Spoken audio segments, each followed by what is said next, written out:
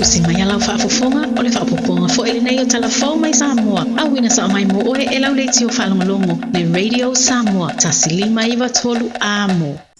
O te whaatalo whaatu ina ua tātou tūwai mai le whai unga o le nei vai aso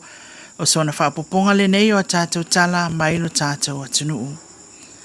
E tolu tālu sanga wai luma o le whamasinonga mawalunga le fio anga o le awaa e whaatatau e leo lo ufina wina pea e ui ua mai a whaia i eifa i unga le whamasinonga o whanua maswafa. O ia tālu sanga e au fia e tālu sanga e whaatino ai e le whamasinonga mawalunga se iloilonga i le amata upu o le tālu sanga e au mai e se polo inga le tū mau tā o fia inga luenga o lo whaatino a whenga whapea ai ma le tālu sanga wa a fia ia tau whaatangata o na onga yo inga wa whaatino. I le fina unga le tamaita ilo ia le fio anga le au waa o Sala Josephine Stowers i le tae awa na nafi na ia whaalia ai le tau o na whaalawlawe o le whamasinonga mawalunga o na le telo waenga o ele o whaaleanga ina o na onga luenga le fio anga o whenga. Ai mai se o lo taatia la latu tālu sanga to ilo le whamasinonga o tālu sanga mai loilonga a whanua maswafa. Na tā ua Stowers e ele malo si anga al whamasinonga o whanua maswafa e whaalawlawe ai se mata upu pe a whaiolo o a fiaia i a tatau al tangata soifua. Pei ta ina whailoa le fionga al whamasino sili ua mai au na whaatula fonoina i lalo le tula fono whanua maswafa lua afe lua se fulu e le mawhaio na toi tango fia al whamasinonga mawalunga se mata upu a mai a whaia i eifa i unga al whamasinonga o whanua maswafa. Na whaalia e Stowers e ele malu si anga o na ele o whaatula fonoina ma mautinoa po o a whea e ono ngā yo iei le whamasinonga o tāru sanga mai loilonga a whanua maswafa. A ena whaalia e Perese le tamaita i whamasino le whamasinonga o lo o ia whina o mai ei ua mai a whaatula fonoina. Paule tūlanga o lo o iei e le o mautinoa se taimi e whaanga yo iei. Na whaeloa fo i le whamasino sili o lo wata atia la lātou tārsanga to ilo le whamasinonga o whanua maswafa, ma e le mawhai o na sopoloa le whamasinonga mawalunga e tango fia se mata upu ua mai atu ina atu le whamasinonga o whanua maswafa. Na whinau le tamaitai mo se poloa inga e tau fia ile ngā ruenga ale fio anga o whenga. Pei ta ina whaalia manino e Perese e le mawhai le whamasinonga na tu mai se poloa inga whaatopetope e au noa ma le uia o whenga whaatula fono ma o so se whaai unga mani poloa inga e te taulawa o na whai a wala masani. O le atu e wala au lea whinaunga e le aso tolu a Perila.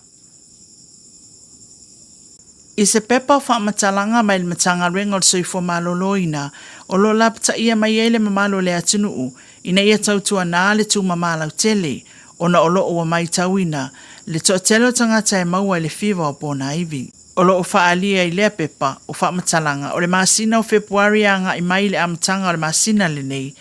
o i o lo o mai tauina i le to telo tangata e anga i atu le mauta ngase ua maua le fiva o bona ivi.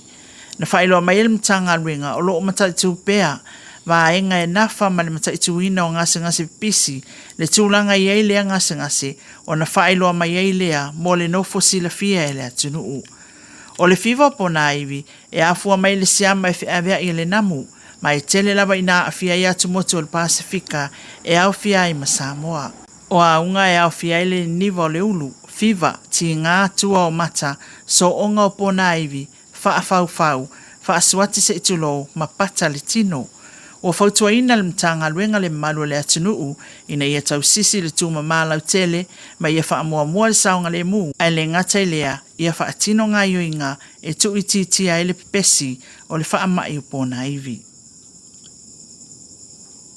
I whaamau maunga le ofisa o Fuainumera i le Fuainumera tangata e malanga mai le atunuu o lo o whaamau ina ai le whaase furu tesi ma le fitu pasene e malanga mai New Zealand. O Ausitalia e luas fulua tesi ma le valu pasene o Amerika Samoa e ono tesi ma le fitu pasene ai o isi atunuu e se fululua tesi ma le ono pasene na malanga mai le masina o Februari o le tausanga nei.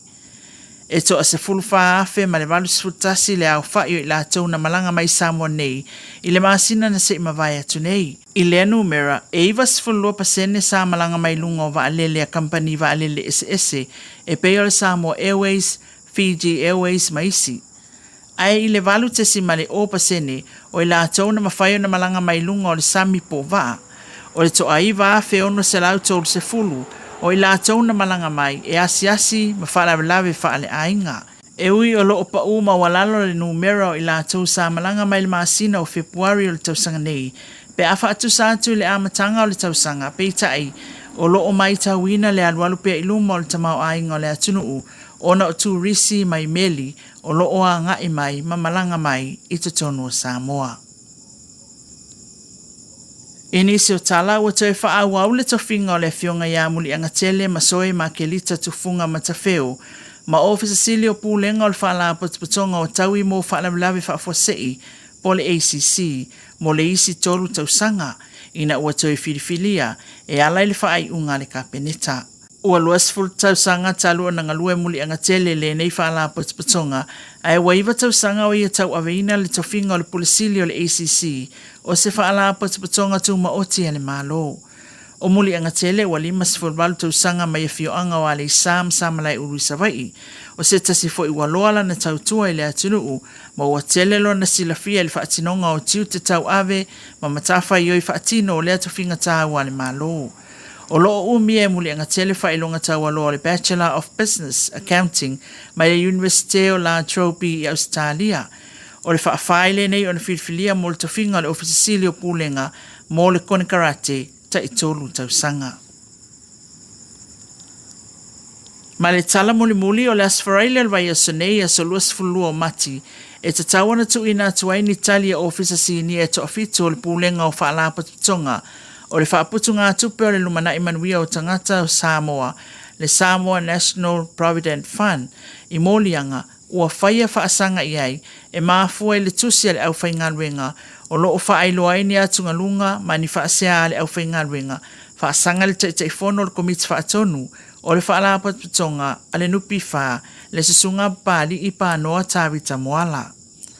O le atusi na whaia I le aso lua se fulo Februari lua fe lua se fulwha lo saini ai suafa o ofisa sini o le pūlenga o le nupi wha ua molia. Ina ua mae asa sa ili ilinga masu enga le komiti o mta upuma ale whaaloto I whale a lea whaalapatonga o le malo o le asunga fua o le vai asonei se fulwalu o mati lua fe lua wha na tu ina tu ai lea tusi mai le komiti ua longo inai ofisa sini o le nupi wha I o lato molianga ma lea vanoa e tali atu ai.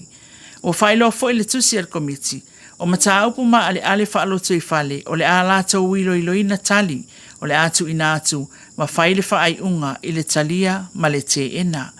O le tusi whaasea le au whaingaruenga o loo whaai loa ai atunga lunga I ni whaai unga le te ifono na talia ai ni talo sanga mono ngā tupe mai le nupi wha na whaia tonu o le ono masina I lona au whainga e ono sfulfitu miliona tala.